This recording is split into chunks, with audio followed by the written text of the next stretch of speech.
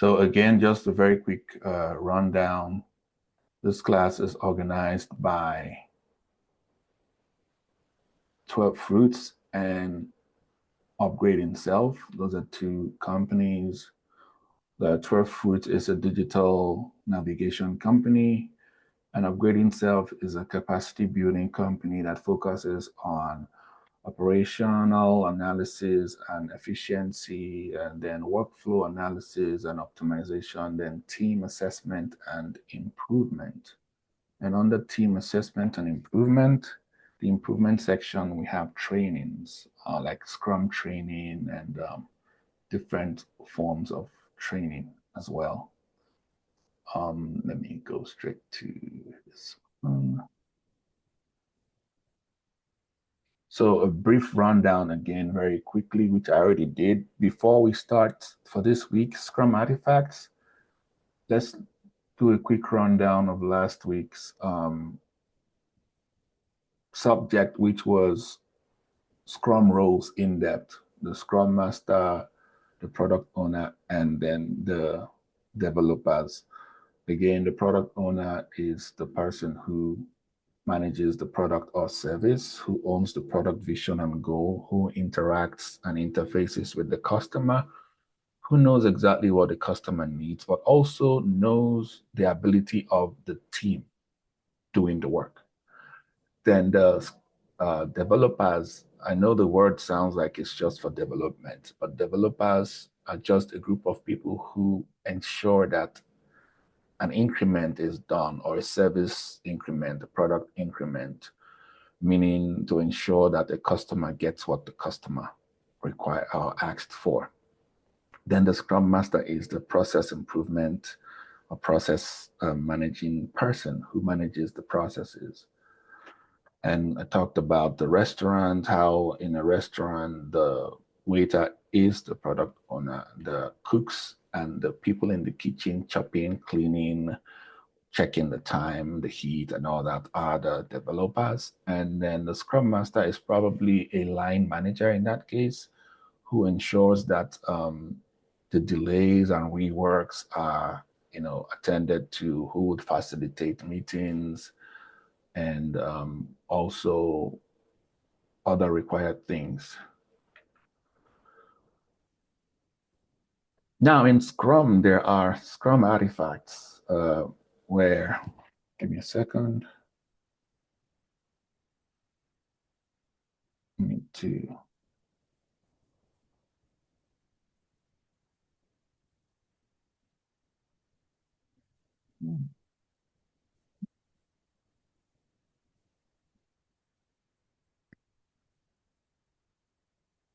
There are Scrum artifacts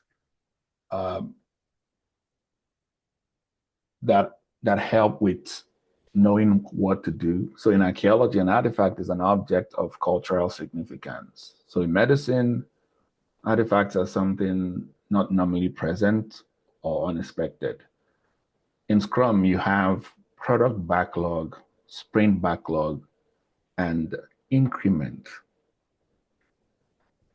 For those who just joined the first time, the product backlog contains items. This is basically what a sprint is like. There's a product backlog, which has product backlog items and a product goal.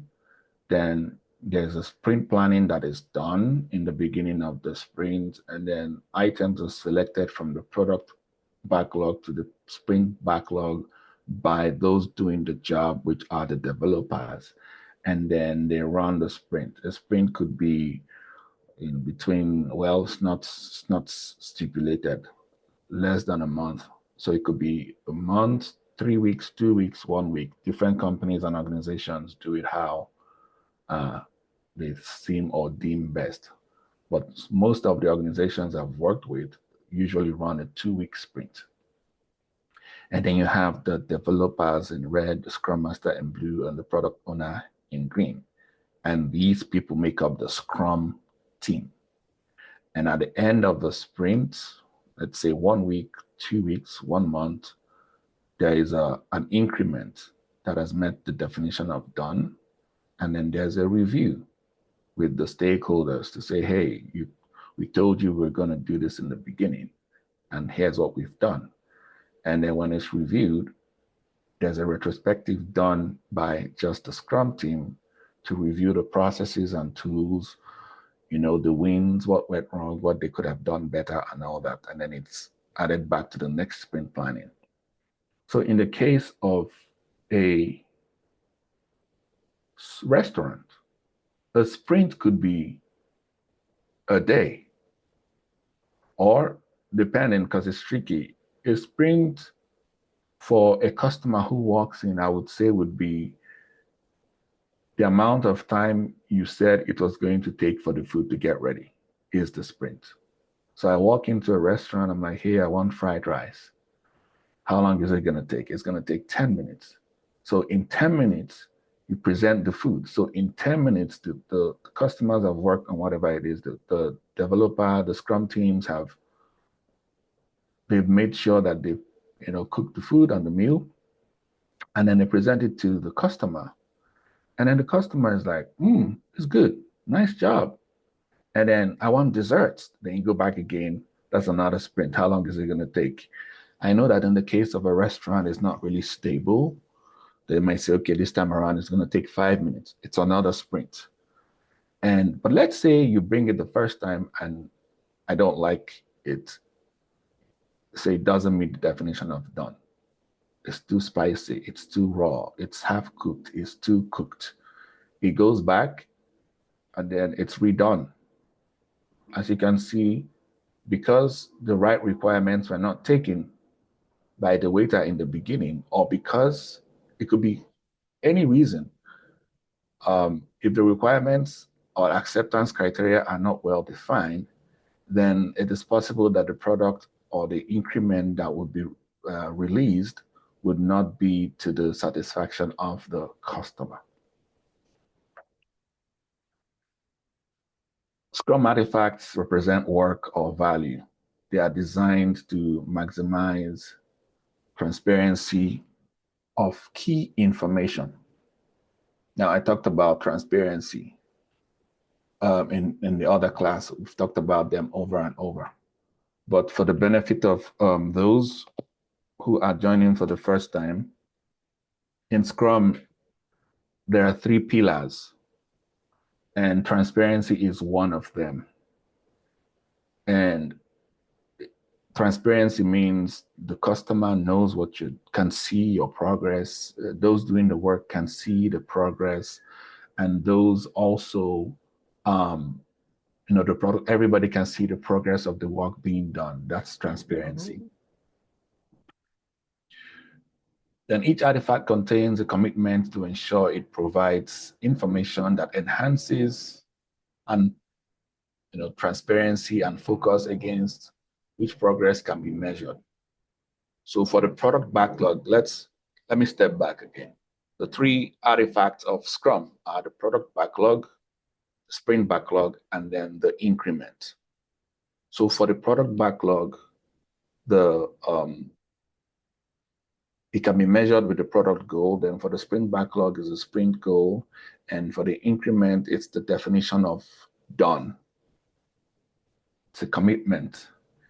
These commitments exist to reinforce empiricism. So empiricism, again, for those who just joined the first time, is more like experimental increase. You experiment to get what you're looking for. Empiricism is best used because in Agile, you don't understand. A lot of the unknowns are more than the known features. For example, if you're trying to buy a car, you already know what you're looking for, so you don't necessarily need Agile. But if you're trying to host an event for multicultural people, yes, that is going to be a bit complex, because if you're trying to satisfy people from different cultures, then it's going to be empirical. It's best if it's empirical so that you don't offend people. You present the first one, they give feedback, you go back, present the next one, you get feedback. So empiricism is best used for projects or products or services where the unknowns are more than the knowns. And then for Scrum values, for those who are joining for the first time, there's 5 of them. The acronym I use is FORCE, but without an E, FORCC. And that would be focus, openness, respect, courage, and then commitment. We've done it in the past classes. Then let's go into the backlog. So the product backlog consists of the product backlog items and a product goal. Ideally, some people use this format to itemize what they're trying to work on. I'll show you an example. Let me know if you can see my screen. I'm going to move something here. Can you guys see the new item on the screen?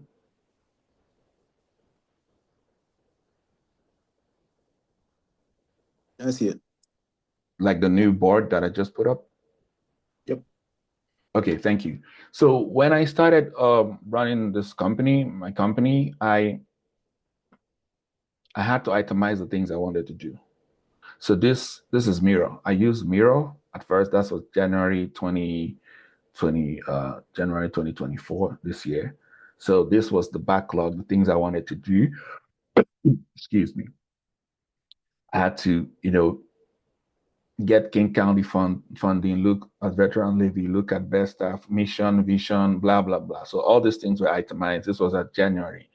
And then when I started working on them, I pulled from the top. So I had to prioritize this in the order of priority that I felt needed to be attended to. So at the end of the month, I had done 25 items. As you can see, I registered the business. I had a network with Joyce. I met with Eric and Sean. I registered this, blah, blah, blah, blah, blah. Apply for EIN, this, mission statement, vision statement. And I follow up on the EIN. When I applied, it was pending. So this was my board for January. Then by February, excuse me, what I simply did, excuse me. By February, what I did was similar. I had this time around, I had a more detailed backlog because in the beginning, I was just trying to establish the company. So I had, for business, there was a King County funny, and if you check, it was still there. And I added more, I finished some things. Then there was a section for websites, but I didn't know, what to do. I just left it pending.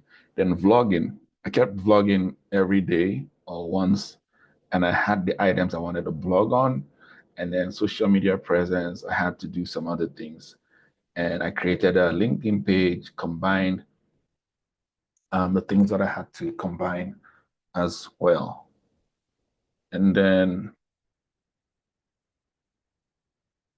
for the vlogs, I did a vlog on essence of self-awareness, continuous self. So this is like a typical board that I use. This is Miro. Then again, I also have this one because I've been trying out different boards. This is Jira, the free version. Some companies use Jira, some companies use Azure DevOps, which some people call Team Foundation Server, the old name. So if you check this, these are the to-do. So this is the product backlog, to do, everything I want to do. If you go here, you see every single thing that I plan to do. These are all the product backlog items that I had to do. But then I have a board that I use to manage the sprint. So for every sprint, like this is August revenue generation. For the items in blocked are things that I worked on that I could not progress. I was waiting for a response to something. I moved them back to block. And then if you can see the progress, one in progress, then the done items that were done are here as well. These are all the done items. So this is an idea of how you can use a product backlog item.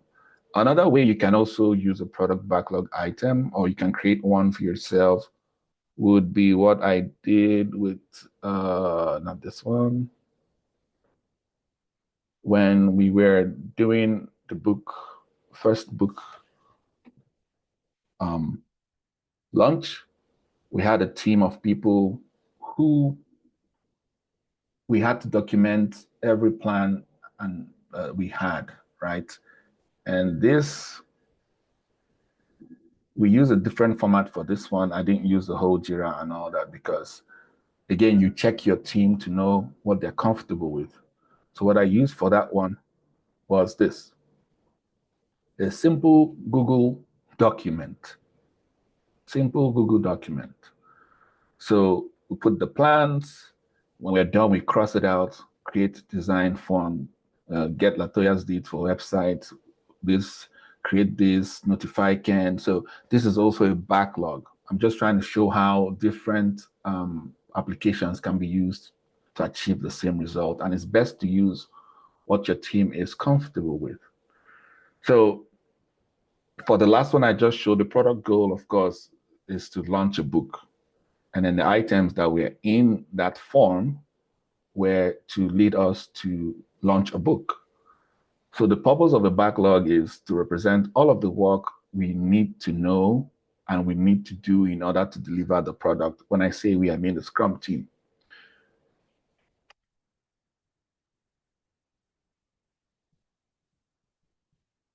So product backlog items can be done by the Scrum team within one sprint. The backlog has to be single, transparent, current, and then ordered. Transparent meaning open to everyone doing the work. Single, there should be only one product backlog per product. So that one, imagine if we had two different places where we had to go check the plans for the book launch, that would have been very, someone would say, discombobulating. It would kind of distract you because there won't be easy tracking. So it's best to have one single product backlog per product. And then it has to be transparent, easily accessible, and used to drive a shared understanding. So there was no need using Jira for the book launch team because the people involved, the operations and the logistics person, did not know what that application was. So I had to use something very easily accessible for them. Then it has to be current, emergent, meaning that it grows. So again, in the book launch, kept adding, modifying, and adding based on the new information we were getting. And then it has to be ordered based on the order of priority. What should be worked on first? What should be done first? For example, in the case of a restaurant, if somebody walks in and what is priority? Is priority to clean the desks every day or to just start serving food? It depends on your business model and business goal and all that. Then you've got the product backlog items. Each product backlog item, which is PBI, represents work that the team intends to do. They are written in the form that serves the team best. They can be anything as long as they help the team understand what it needs to do. And then they are written at the right level of detail needed by the developer at the time.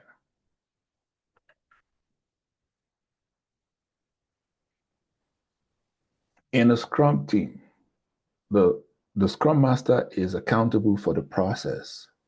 The developers are accountable for getting the work done, while the product owner is accountable for creating product backlog items. But they can delegate it to anybody on the team, but they are accountable for it.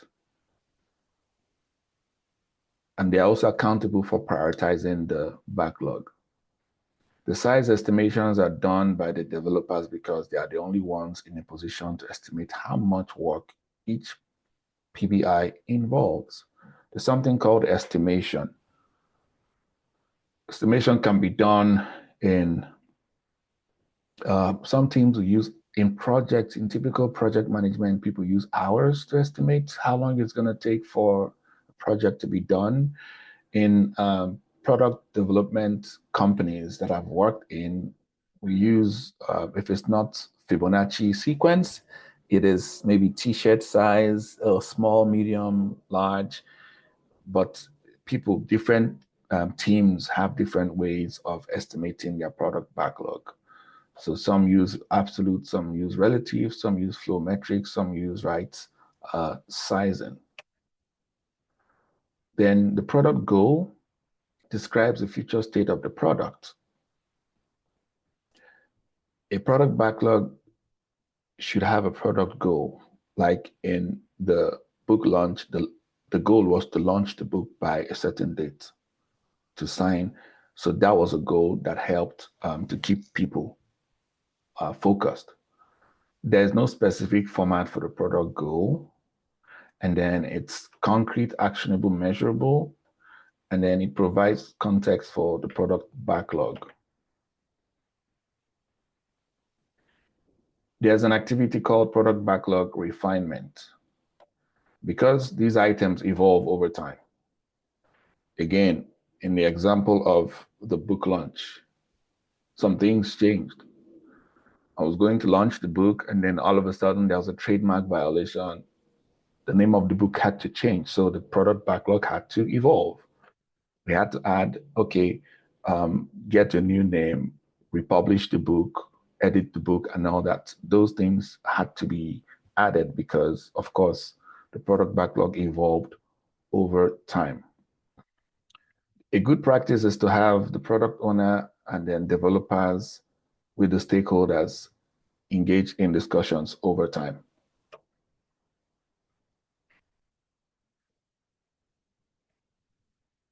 Talked about product backlog. Are there any questions about that?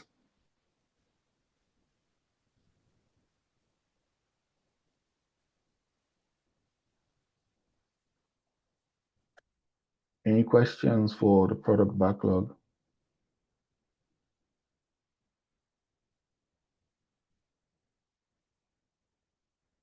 Camille?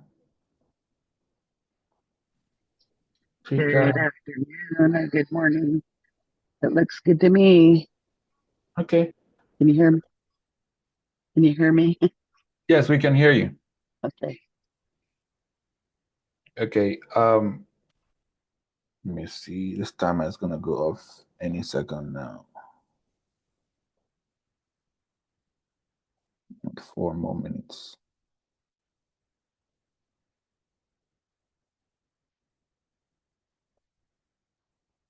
So the sprint backlog is different from the product backlog so that there's no confusion.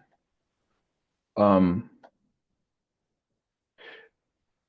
typical example would be this. Again, let me pull this up.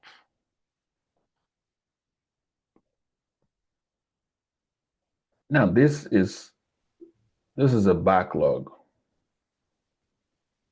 It has a lot of things that I said I was going to do for the company. Lots and lots of things. Now, the thing about it is I can't do all these things at once, right? So what I did was every single sprint, I pulled the items I thought I could accomplish within a sprint into the to-do list. It doesn't have all of them. Pull them into the to-do list and then make sure they are ready to be worked on. Then I start working on them and move to in progress. And if I get stuck, I move them to blocked. And then after a while, if it gets unblocked, it gets back in progress and it gets to done. So this is a sprint backlog, but then there's a backlog where I pulled everything from. This is a product backlog that has every single idea or product item that leads to the product goal. Now, the product goal for this backlog is to run a successful business. So ideas will keep coming. But then for every sprint, there's a new sprint goal. The sprint goal will be different from the product backlog goal. So for this sprint, make sure that this happens. And then I pick the items that will help get to the sprint goal. So the sprint backlog represents what the developers plan to accomplish during the sprint. It's got a sprint goal. So the sprint goal is more of why are we doing this sprint? Why? Why do we want to do this sprint? Is it to get the business up and running? And then you've got a set of product backlog items selected. So which will be addressed in this sprint? Which ones do we pull into the sprint? Now, mind you, the product owner has the responsibility of prioritizing the product backlog in the order of the items that are more important for the business. So now the developers doing the work will pull items from the items that are the priority. So which ones will be addressed? And then an actionable plan of how the team will deliver the work and achieve the goal. That is done by the developers. How do we get this done to achieve their sprint goal? So what is a sprint goal? It's a commitment for the sprint backlog, meaning that it is meant to provide focus for the Scrum team and a target against which progress can be measured. Okay, this is what we said we're going to do. How long, how far are we going? So there are some anti-patterns around sprint goals. Sometimes some teams don't have a sprint goal. It's a bit tricky.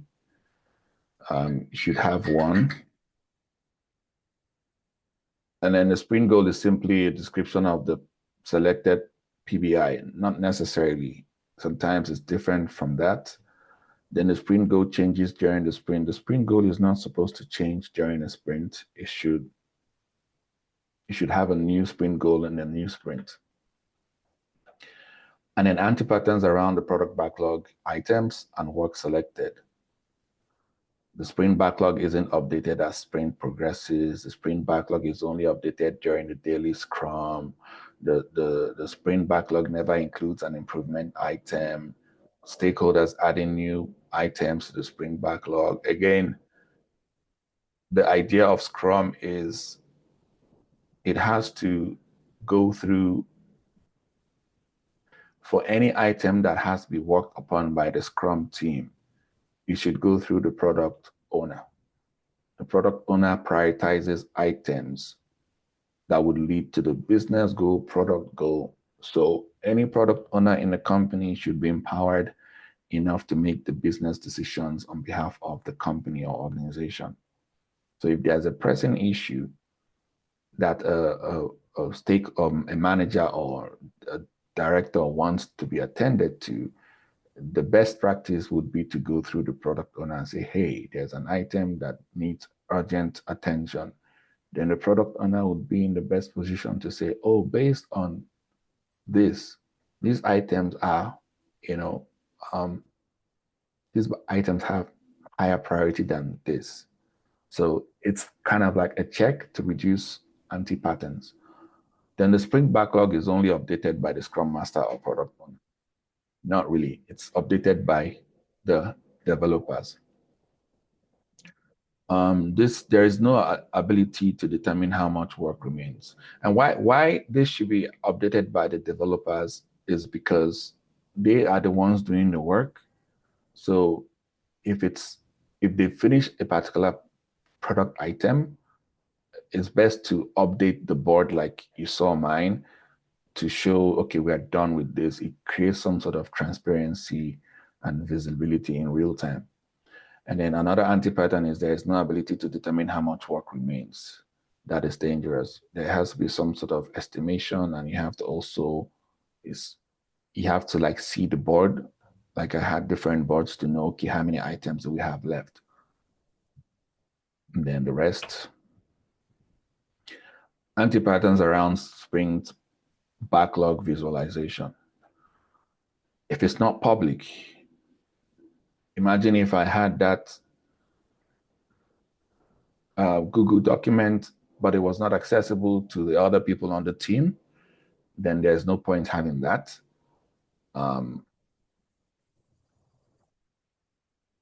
Team and organization dysfunctions. Sometimes people deviate from what they said they're going to do because of distractions. Sometimes, I mean, I've not seen this one happen, but apparently there are some organizations where the management owns the sprint backlog rather than those doing the work.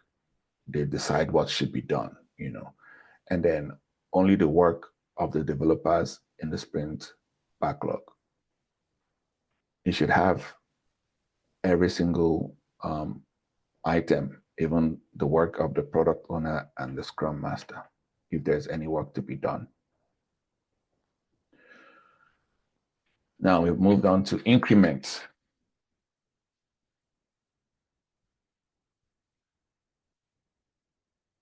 So the increment is the latest version of a product that conforms to the definition of done. We'll get into definition of done.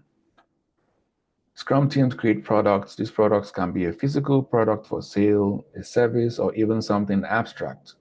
Like we already know, it could be a meal in a restaurant. It could be, when Sina talked about her experiences, it could be organizing a successful community outreach program. They can be products for sale to the public, such as a mobile application, a hair shaver, products delivered to people within the Scrum Teams organization, software application, different things, scientific research, and all that. The team and its stakeholders know that the product increment is done or usable when it conforms to their defined quality standards. So there's something called definition of done. We've discussed it in previous classes, but I also went in depth in the slides in front. So as soon as the first product backlog item meets the definition of done, the Scrum team has created the first product increment. So that is a product increment, which is an artifact. The reason you use Scrum is to be able to create increments, which are what the customer needs. But then they're just called shippable increments. Not that they will be shipped or deployed, but they are just ready. And then at the discretion of the product owner, it could be served or not served. For example, if a customer walks into a restaurant and orders food online, and someone takes the order and the food is ready, it doesn't mean that the food has to be deployed, because what if the customer cancels the order? Those things come into play. The entire Scrum team works together to deliver at least a done increment each sprint. Definition of done, it's just a commitment for increment. Example would be, at what point is the food ready? If I walked into a restaurant and I asked for spicy fried rice, level 5. If the food is done and is a level 3, it doesn't meet definition of done. So definition of done helps to have the customer's needs met. So there are some myths about increments. You can just read it up later. It's just that the people think it should only be released after it's reviewed by, at the sprint review. It can be released before it's demonstrated. And there's something called undone increment. No, this happens. Usually teams fall into this category of undone increments when they lack focus. An example would be if you said it was going to take you 10 story points to do 10 items, which means 1 story point per item. And then you started working on your items. Again, for example, in this case would be this.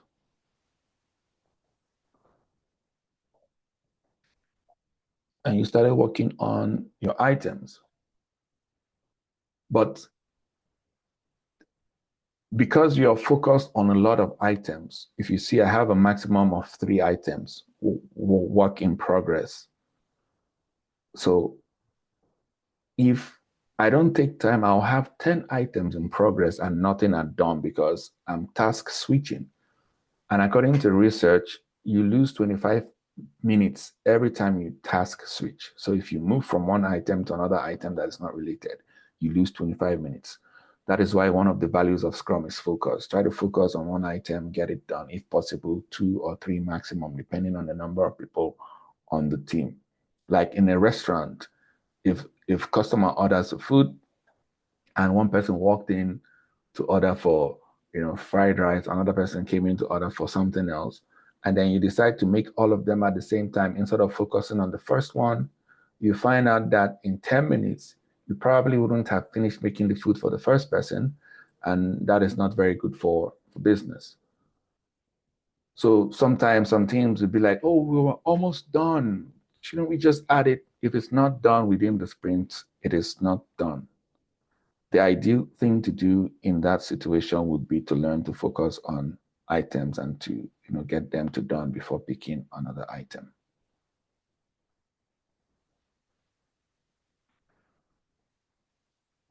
In the beginning of this class, I talked about transparency.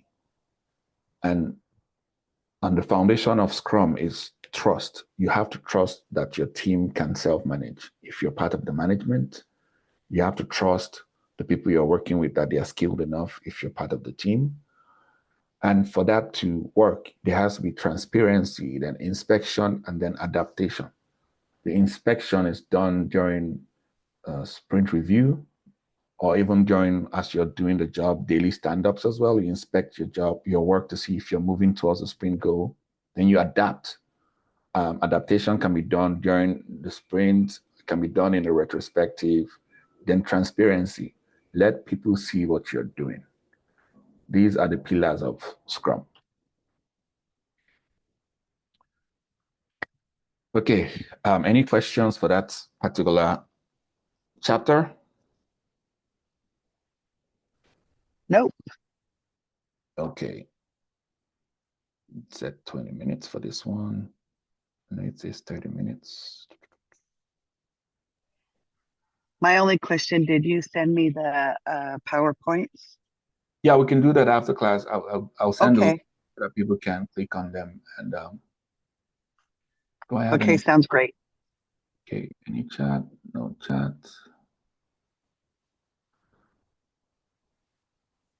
Oh, the program, you mean what I used to, the last one that I just shared? Yeah, I was just curious about your This how one? you had your columns. Yes. So this is Jira. It's the free version, but then also I used at the point I tried Miro. I didn't really like this one. It's not very friendly for me. It's a bit different. And then there's Mira. There's Miro. There are different ones that you can use. Just when you type when you search for product or project management tracking tools, it will Uh-huh. show you. It will pop up product management So tracking. project management Like tools. there's Miro. Oh, There is Mural, there is Jira, there are different ones. Some are yeah, free, there are Proof some, Hub. yeah. And some people Wow. Okay. Monday.com as well. I've never used Monday.com, but some people also say it's good. Oh, I appreciate you. Thank you. You're welcome. All right, let's go into product backlog management. Yes, there's a product backlog. It's there. So how do you manage it so that it's effective? There's a structure, prioritization. Management is just the act of adjusting and ordering to make sure that it meets or it leads towards a particular product vision or goal. It's ordered in the order of priority. The highest priority should be at the top, and the lower priority should be at the bottom. I've worked in companies and teams where the product owner did not do it this way, just knew in her head, okay, it's here, it's here.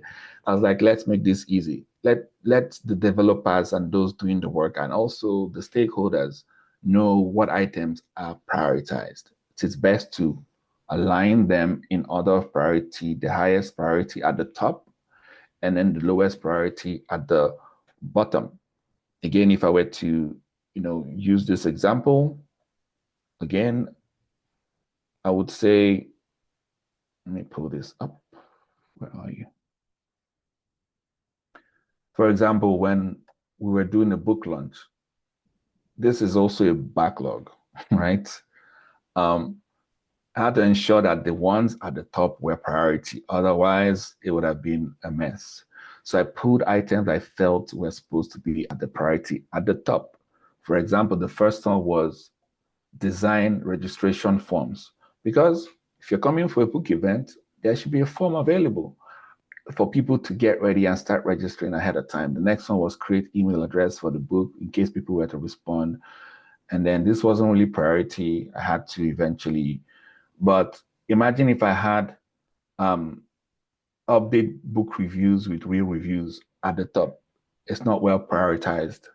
So I prioritize this backlog in a way that would lead to a successful book launch, which was the product goal. Then, is this clear for everybody? If it's clear, give a thumbs up so I can know. If it's not clear, you can drop it in the chat as well. All right, nice. Okay.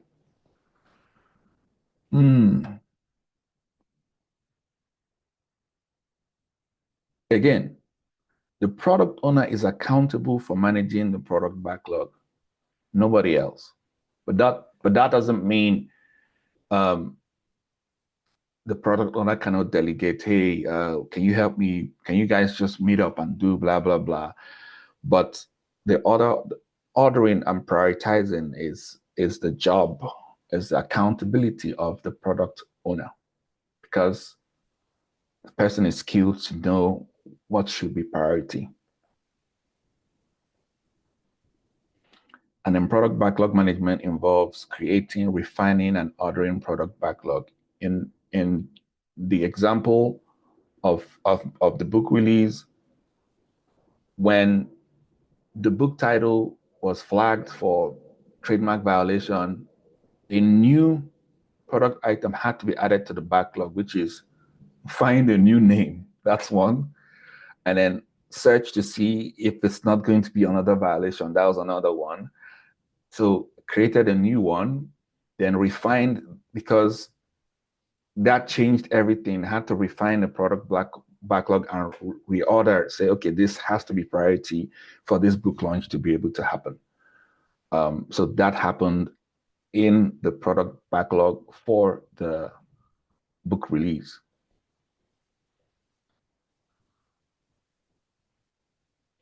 So there are some activities, different types that are involved with product backlog management and refinement. That is formulating a product goal, deciding on what to include or not to include, ordering the product backlog, adding more information to the product backlog items as more information is uncovered, breaking down product backlog items, sizing product backlog items.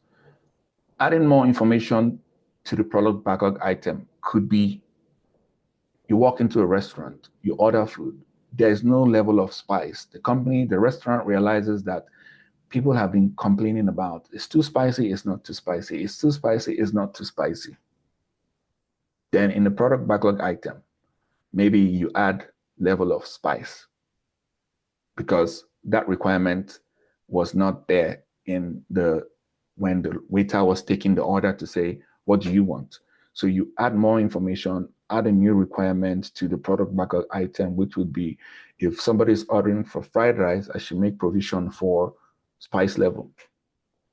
And then maybe the person is a vegetarian. Oh, I don't eat meat. Then you go back to the backlog and make provision for vegetarian, and those of us who are carnivores, you add that option, or omnivores, to the food as well. For the purpose of this training, we will just focus on the last two, although I already talked on the third to the last. Breaking down product backlog items. In the second week, we simulated, I think it was the third week, simulated a company that ordered for uniforms, sports uniforms for a group, a team of adolescents, young adults that were going to play a sport which was new, a blend of soccer and rugby. So this company wanted a uniform for a team of young people to play scrugby, like scrugby, that's what we called it. And at the point, the items were so huge. Like if you say make uniform for a person, it's so massive that you have to break it down to make helmets.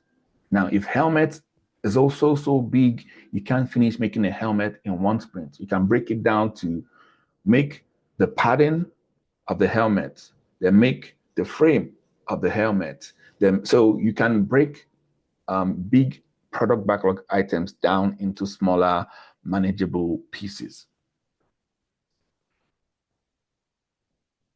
For example, in a restaurant, somebody walks in and wants to eat a 3-course meal. And there's going to be the appetizer, the meal, main meal, and then the dessert. Which is why some restaurants have learned to come first to ask for appetizer. What would you like to start with? Starters.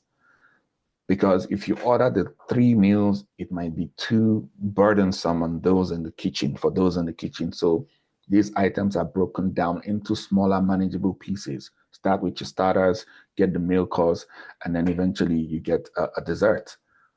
So it's best to break down big product backlog items. For sizing, in software and product development, there is a sizing that is used. Most of the teams I've worked with use the Fibonacci sequence, FIBONACCI.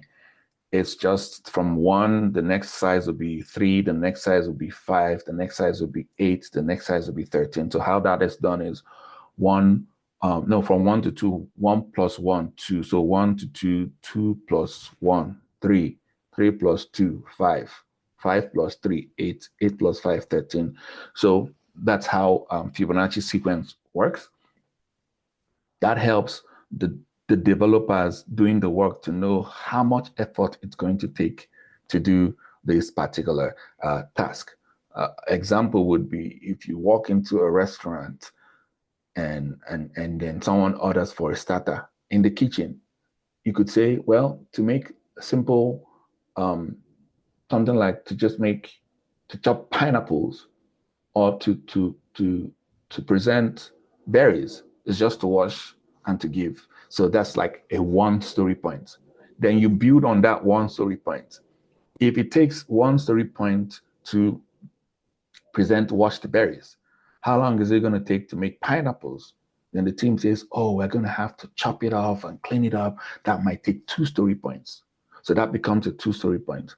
Then when it comes to making the meal, the main event, like the 3-course meal, they're like, oh no, this is going to take us 8 plus 5, 13 story points. It's too massive. So okay, let's break it down. Then they break it down into starters. And let's say they break it down, and then they can say, okay, for us to make this particular fried rice, it's going to take maybe a lot of points, but let's start with the sauce, then boil the rice, and then mix. So you can say, okay, the sauce is going to take 3 story points. To boil the rice is like 1 story point.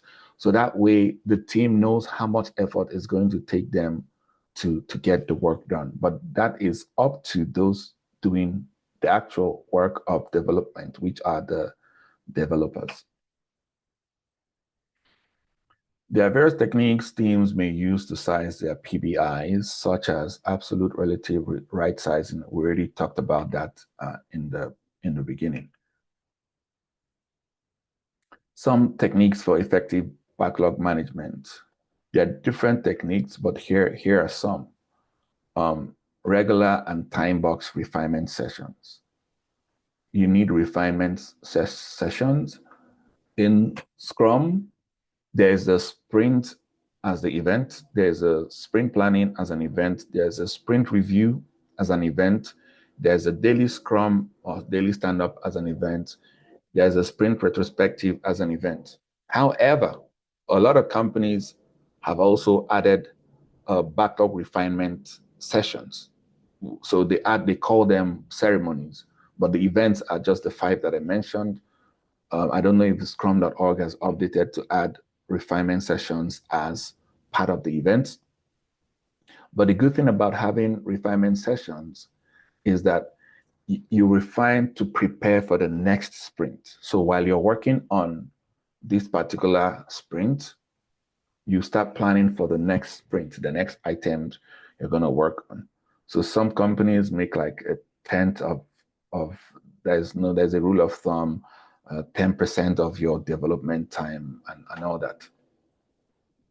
So you have regular time box refinement sessions. You can say, what are we going to do? You schedule recurring sessions. Okay, once every sprint, maybe mid-sprint, we do this. If your sprint is a week, once every 3 days. If your sprint is 2 weeks, once every week. And then why? It keeps the backlog manageable and up to date. Then you limit it to 1 to 2 hours to avoid people getting fatigued. Another technique would be prioritization frameworks like Moscow, must have, should have, could have, wouldn't have. And then there's the Kano model. I talked about it in the other class. And then there's weighted shortest job first. This one takes a lot of time. This particular one takes a lot of calculations and all that. But when the team gets used to it, they can easily say, this is going to, we can do this quickly. We will put less effort to achieve more with this, which is less or lean. But when we do this, we're going to put in a lot of effort, but achieve nothing or less. So it helps to prioritize as well. Then this particular, it's used to ensure that the team focuses on delivering the highest value. Then one of the tips is to engage stakeholders when you're having those meetings, because the stakeholders know exactly what is important to them. So if they're in those refinement meetings, they help you to prioritize effectively and to refine, of course. Then there's the concept of definition of ready. There's a definition of done. But then if you look at this, you will see that I have a column that I called ready. Just because it's the product backlog item doesn't mean it's ready to be worked on. So is it ready to be worked on is another question. So there's a definition of ready and there's a definition of done. Definition of ready establishes a clear checklist that backlog items must meet before they can be added to a sprint. Example, clear acceptance criteria. Do you have the spice level? Do you have whether it's vegetarian or why do I keep calling us carnivores or people who eat meat? And then dependencies. Do we have to depend on somebody else? So why it's important is it ensures items are actionable and minimizes blockers during development. Now here is a blocker. Example of a blocker. This was blocked because I don't have an Apple device. So I couldn't even, I have the account, but it's not paid. And then there were some blockers that I did not anticipate. So although I started working on it, it had to go. It was blocked because of certain things. This email from DLA Kate was when I was applying as a I forgot what it's called. But at the point, I had to wait for 3 weeks to get a response, so it was blocked for a while. Then regularly review and update the DOR as the team needs to evolve. Another technique is collaborative story sizing. If you want to use t-shirt sizing, if you want to use planning poker, if you want to use affinity mapping, there are different ways, different techniques to story size. And then why it's important is it ensures shared understanding among team members and promotes discussions about potential complexities. For example, when we did the simulation of the company that wanted the Scrugby team uniform, I remember it was Janice and Obum that were the developers, and Glenda, I think you were the Scrum Master, and Sina was the product owner. And eventually, they anticipated it was going to take this amount of time, but eventually, when they couldn't deliver a particular amount of uniforms, they had to re-strategize. So it's good to get everybody doing the work involved in the sizing, because if I'm the one doing the helmet, but I'm doing the metal side of it, and Obum thinks it's going to take 2 minutes, but I think it's going to take 5 minutes. Then I explained to him, this is why it's going to take me 5 minutes, because I have to melt metal, blah, blah, blah. Then he says, oh, you can actually do it this way. So it's good to have everyone involved in the work, in the estimation. One of the tips is to focus on relative sizing rather than absolute precision to save time. So you can't always be precise. You can just relatively say, okay, this is how long it's going to take us. This is a one story point, instead of trying to be very precise.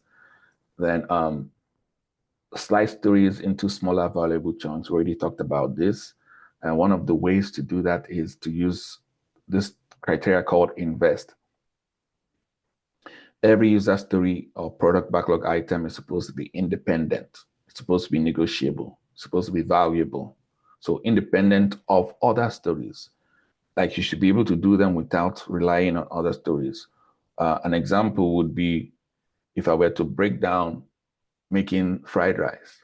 Making the sauce is independent of boiling the rice. It's negotiable.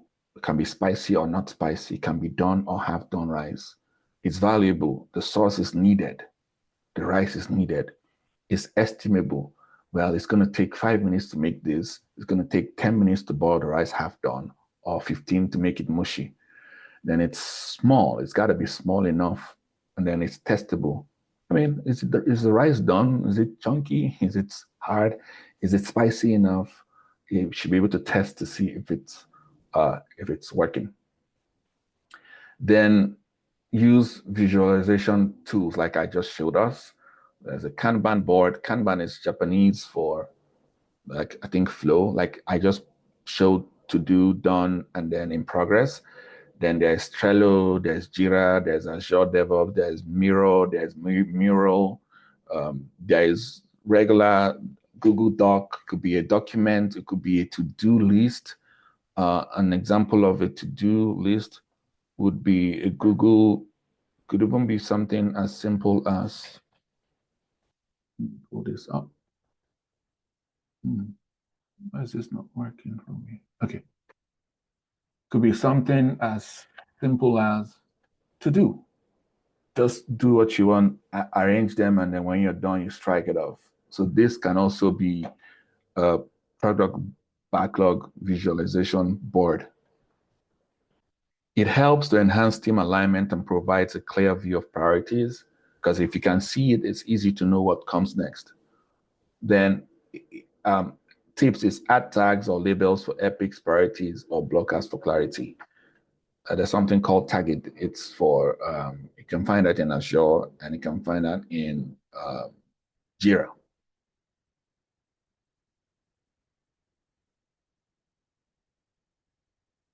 All right, now we're in group activity. So I don't know if I can break you guys into a group, because I don't think we're enough people.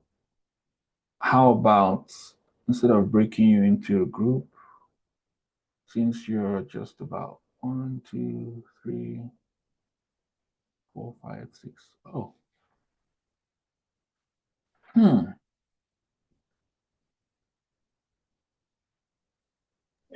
Seeing that we just, a quick question, seeing that we just had an inflow of people today, just before we get into the break out of the room, yes, let me just say one thing I've learned about this class is that it has become clear that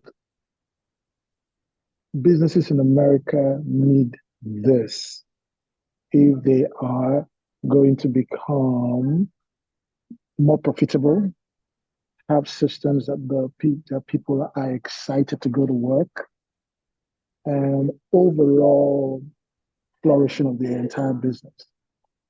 People that have this skill are now in high demand in businesses.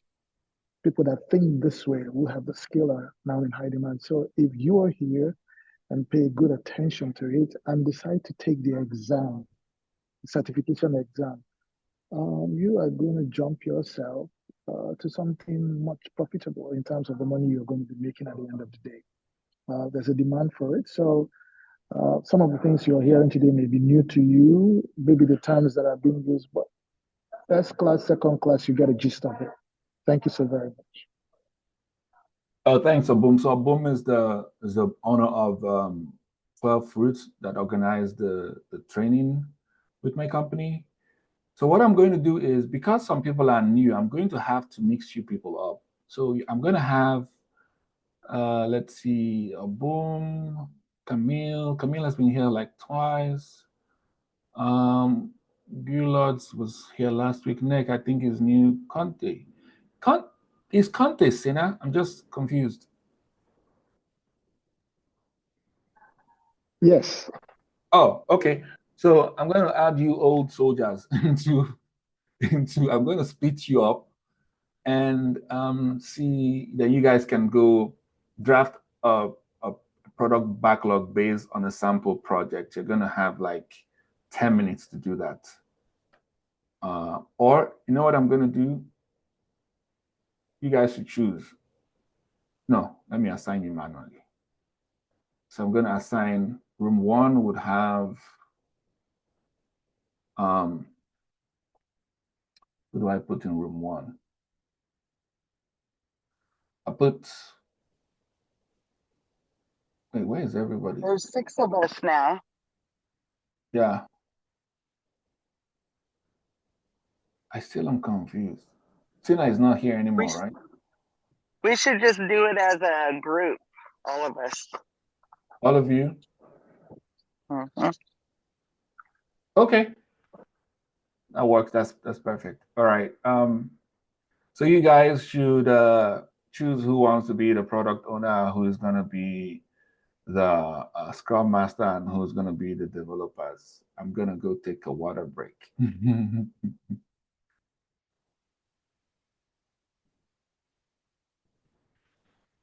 Is she back in?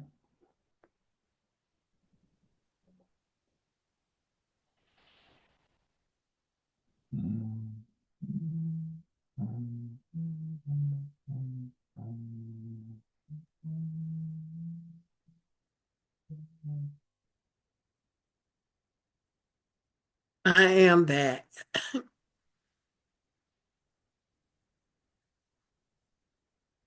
Nika, are you able to speak now?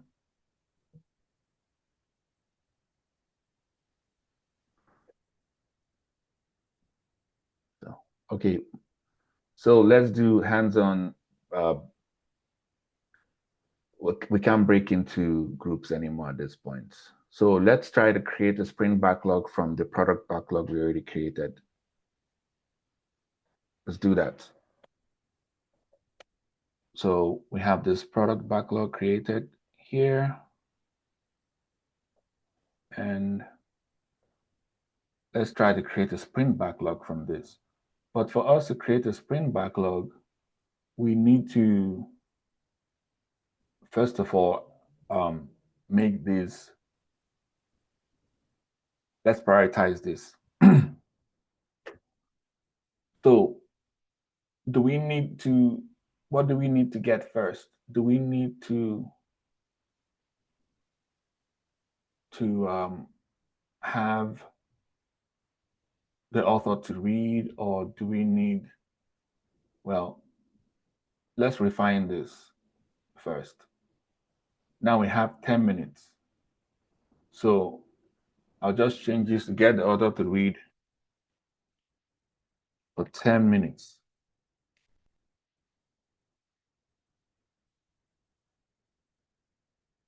Or get the author to read chapter 1. And this will be all the way to chapter 10. So this is going to be 1. Then I create a new one. Get the author to read chapter 2. Since it's up, let's just make it up to chapter 5. And we know it's going to be 10 minutes.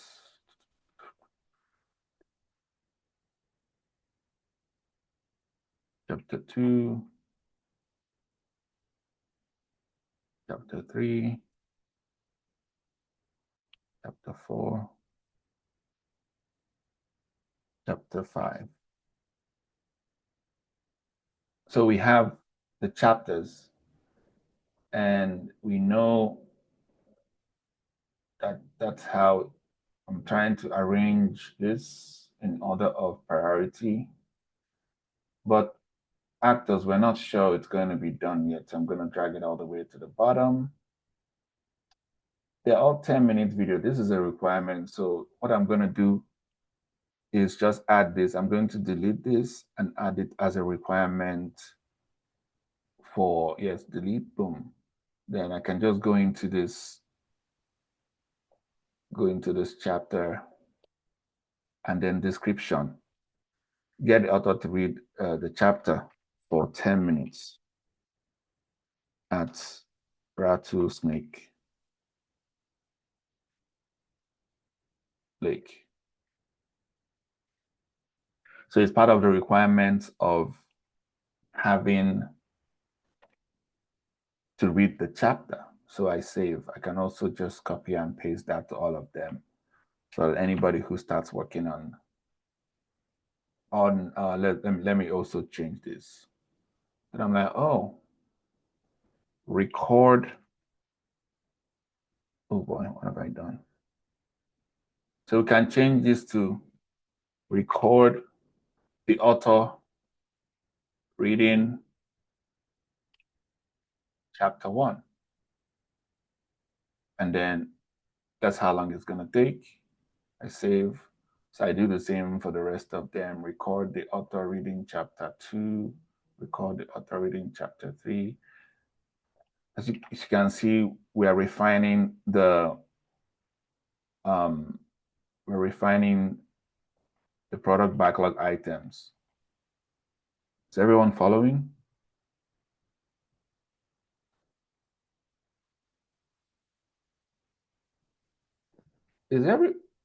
Is everyone still here in the chat? Yes, we are here. I am. I had stepped away, but I'm back, but I don't know what you're talking about. I am here. We have just about 10 minutes, so maybe you can watch the video recording, and that would be quite helpful. Okay. So we have this. So we have everything. Record the author. We now know it's going to be a rattlesnake. If you check, that's in the requirement in the product backlog item. So we need to get a recording device. We already know that the background is a rattlesnake, so this is not a product backlog item, but one of the requirements. I'm going to delete this, and then find a videographer, get a recording device, and all that. Fine, get actors. So we have successfully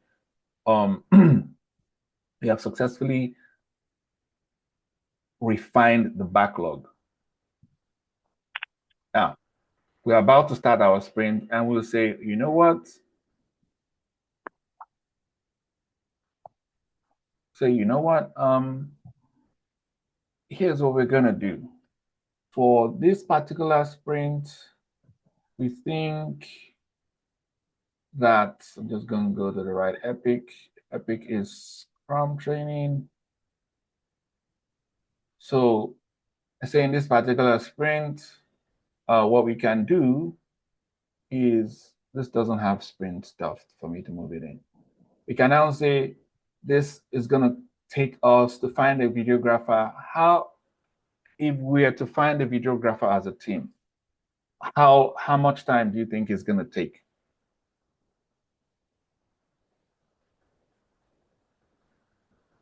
Come on, guys. I don't think it would take that long. With all of our tools of networking with other programs, hypothetically speaking, we should be able to find somebody that would be willing to video these chapters. I think what may be a hiccup would be somebody that knows how to drive or operate a drone to do also videoing up in the air. When you said drones, I thought, I don't know how to do that, you know, and I mean, I don't even know anybody that knows how to video from the sky. So that would be my hiccup. Okay, so as the owner of the book, I'm like, well, I like the idea, but I don't think I need it at this first edition. So let's just do a regular, whatever it's called. I don't know the terms. You guys are the experts. I just want you to record me reading a book with the background. We can do the drones maybe in the next edition. So now we know it's a regular video camera with a noise cancellation because of the noise in the background. So now let's say we are estimating this. How long, how much time, how much effort do you think it's going to take on a scale of 1 to 5? Come on, guys, participate. Come on, please. Maybe a 2. Or 2? Neka, what would you say? Hi. Do you say 1, 2, 3? What effort do you think it's going to take?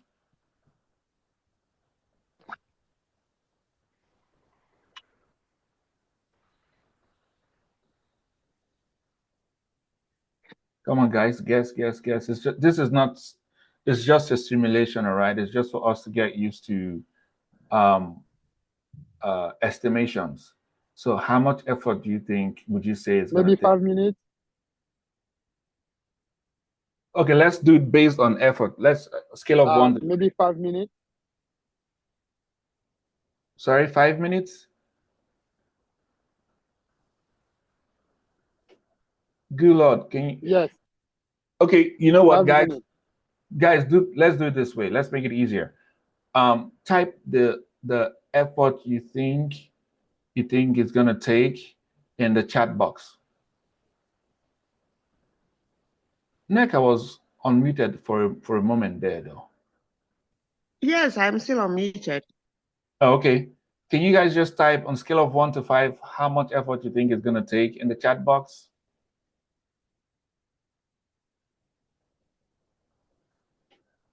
Three.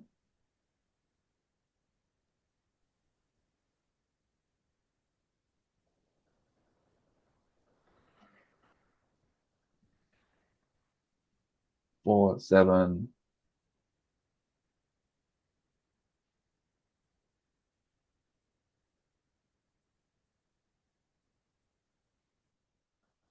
Six.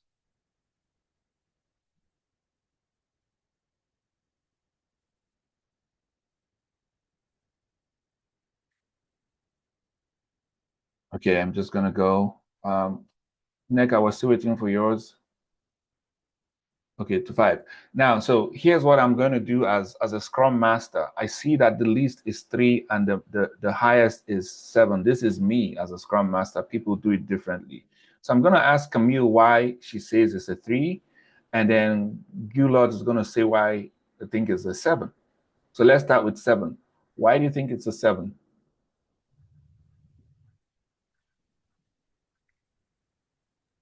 Are you asking me? No, the 7. Lord said Okay.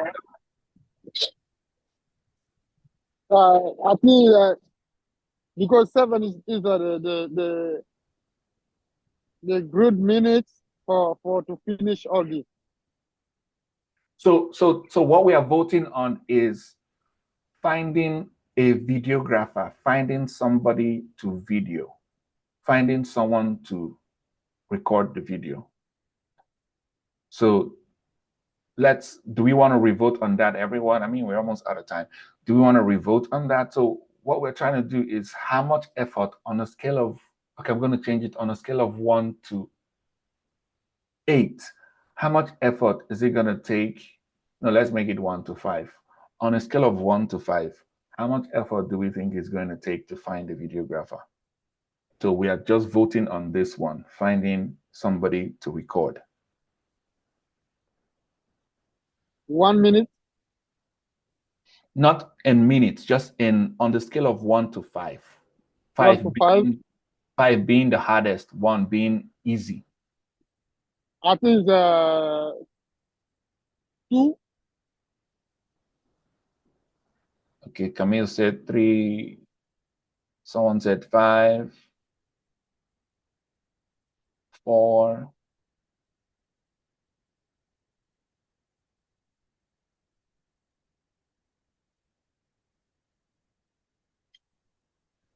4. We're almost at time. Come on, guys. Come on, please.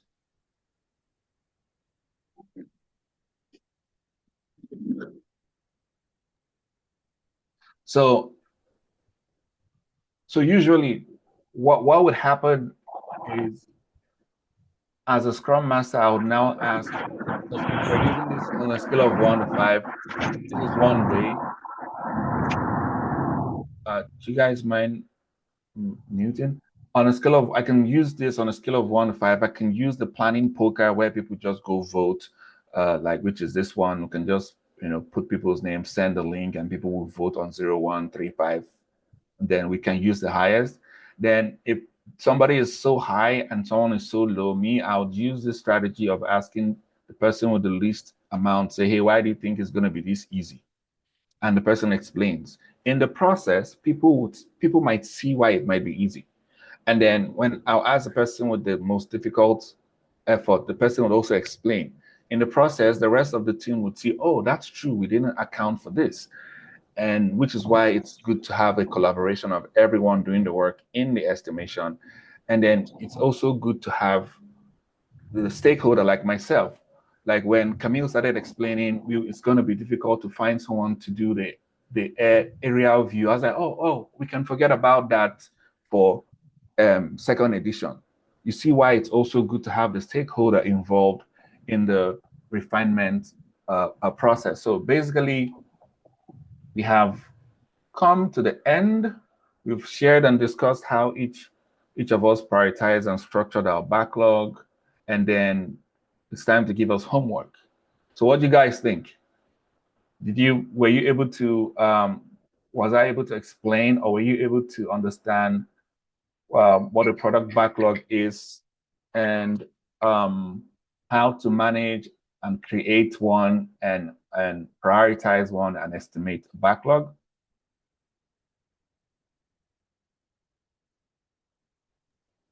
I really liked that analogy because I never thought of it in that perspective.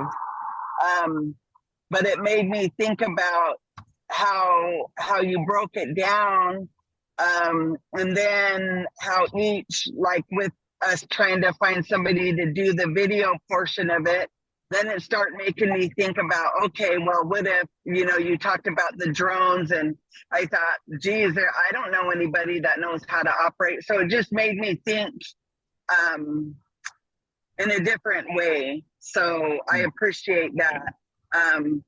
I appreciate everything I've learned thus far, and again, it's making me think differently, and I like that. I like to have my mind go in left field and then come all the way home. So I appreciate it.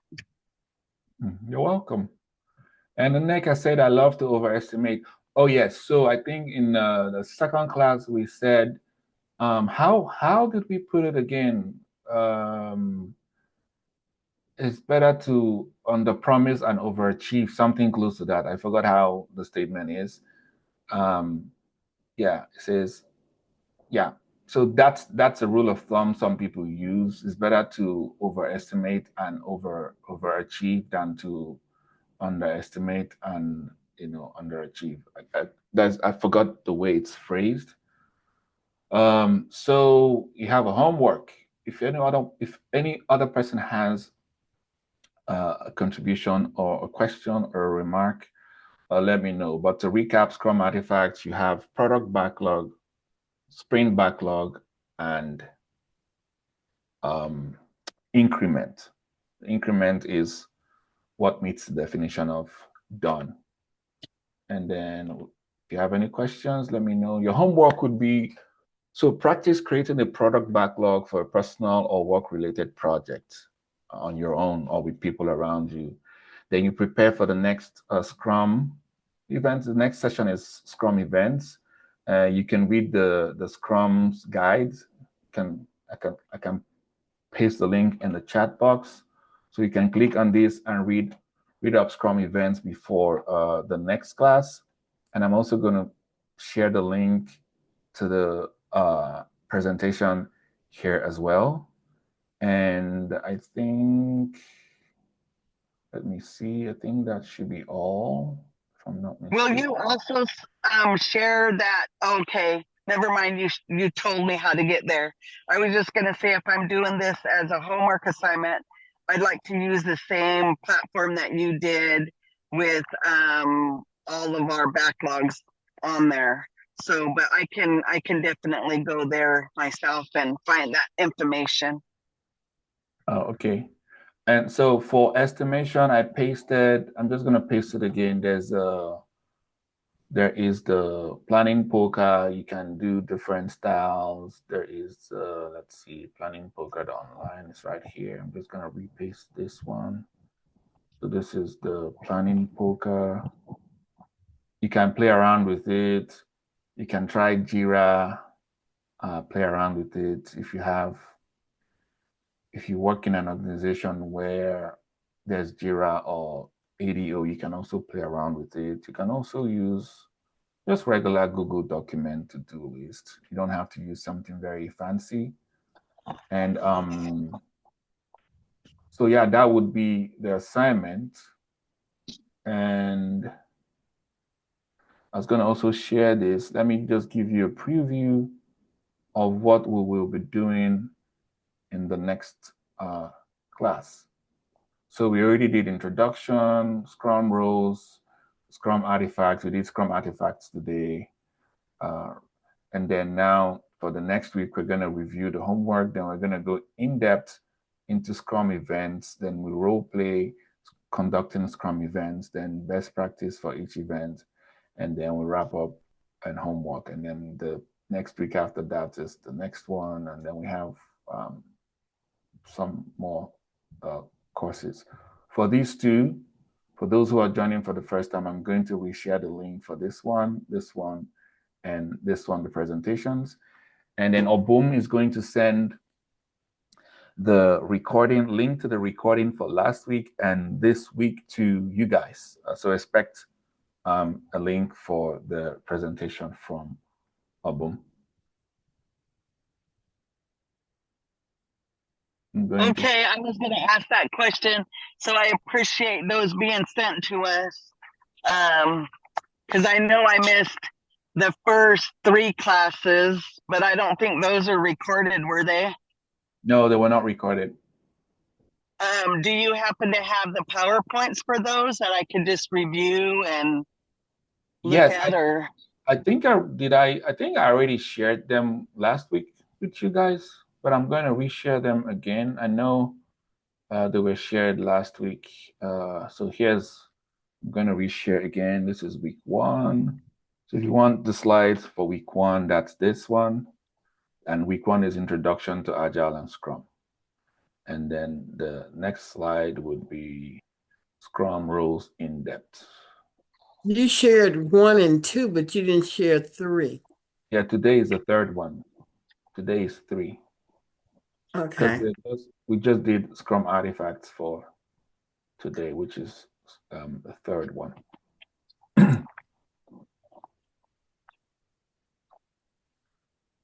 So this is week 2.